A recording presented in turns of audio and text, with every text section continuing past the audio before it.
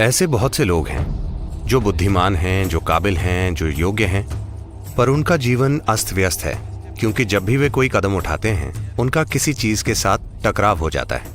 किसी भी घूमने वाले भाग को गोल बनाया जाता है क्योंकि गोल चीज कम से कम टकराव के साथ घूमती है। सुदूर पूर्वी एशियाई संस्कृतियों में आत्मज्ञानियों को एंची कहते हैं, जिसका अर्थ है कि वे गोल हैं। वे जो भी चीज खाते हैं वो बस भस्म हो जाती है और उससे शरीर नहीं बनता बल्कि ऊर्जा का दूसरा आयाम बन जाता है।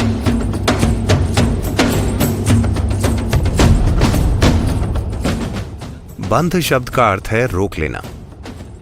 मतलब आप शरीर में कुछ रोक लेते हैं ताकि आपकी ऊर्जा एक खास तरीके से बर्ताव करे। बंध क्यों लगाएं?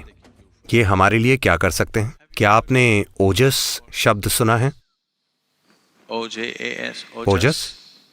नहीं? ठीक है। ओजस शब्द का अर्थ है ऊर्जा का एक अभौतिक आयाम। मतलब आप अपने चारों ओर एक निश्चित मात्रा में ऊर्जा का अभौतिक आयाम पैदा कर सकते हैं। अगर आपके चारों ओर ओजस है तो संसार से आपका गुजरना, The passage through life becomes well lubricated. जीवन से होकर गुजरना बहुत आसान हो जाता है। मतलब आप कम से कम टकराव के साथ गुजर जाते हैं। सुदूर पूर्वी एशियाई संस्कृतियों में आत्मज्ञानियों को एंची कहा जाता है। एंची शब्द का अर्थ है चक्र। आपकी कार में किस तरह के पहिए हैं? गोल पहिए हैं या चौकोर पहिए या त्रिकोण पहिए? आपके पहिए कैसे हैं? ओह, पर त्रिकोण पहिए निश्चित रूप से ज्यादा तरंग वाले होंगे, है ना?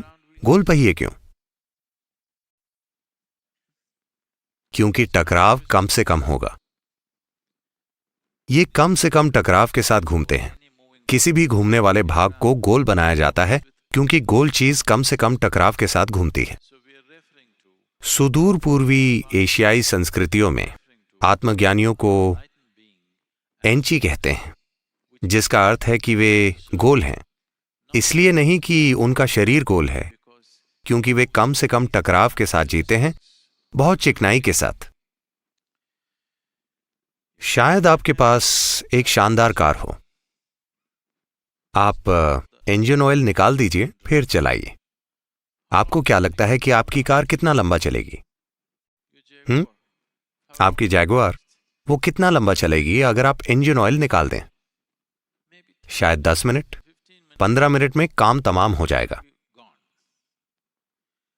तो चिकनाई बहुत जरूरी है। किसी भी चलने वाली चीज में चिकनाई बहुत जरूरी है। इसलिए अगर आप दुनिया में गुजरना चाहते हैं तो बिना अच्छी चिकनाई के आप देखेंगे कि आपके जीवन का हर कदम एक परेशानी बन जाएगा, क्योंकि चिकनाई नहीं है। ऐसे बहुत से लोग हैं, वे बुद्धिमान हैं, वे काबिल हैं, वे योग्य हैं, पर उनकी जिंदगी अस्त व्यस्त है क्योंकि जब भी वे कोई कदम उठाते हैं तो उनका किसी न किसी चीज के साथ टकराव हो जाता है। तो अगर आप अपने चारों ओर एक निश्चित मात्रा में ओजस विकसित कर लें तो आप इस अस्तित्व से कम टकराव के साथ होकर गुजरेंगे। आपका संघर्ष जितना कम होगा उतनी ही ज्यादा चीजें आप करना चाहेंगे, है ना?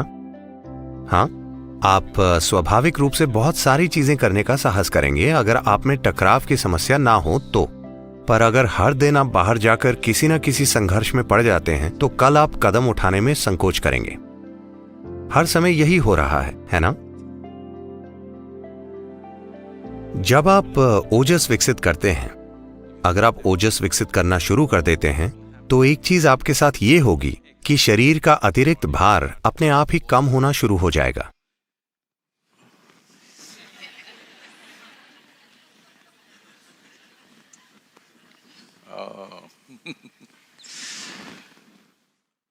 अगर आप योग केंद्र आएं तो आप देखेंगे कि कुछ लोग कुछ खास समय पर एक खास तरह की साधना में होंगे या खास तरह का भीतरी कार्य कर रहे होंगे।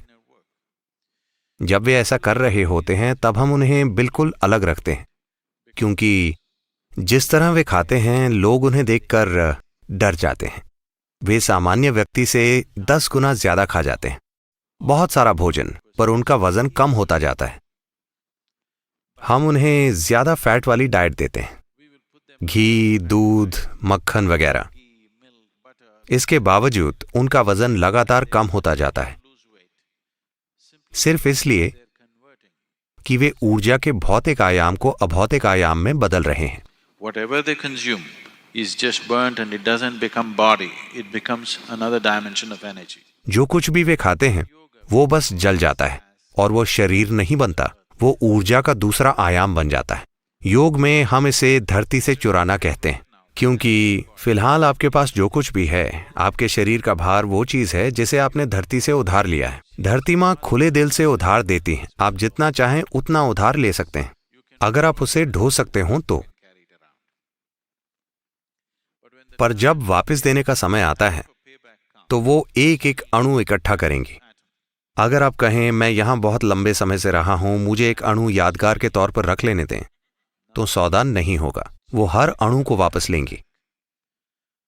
इसलिए इसे धरती से चुराना माना जाता है, क्योंकि अब आप ऊर्जा के भौतिक आयाम को अभौतिक आयाम में बदल रहे हैं।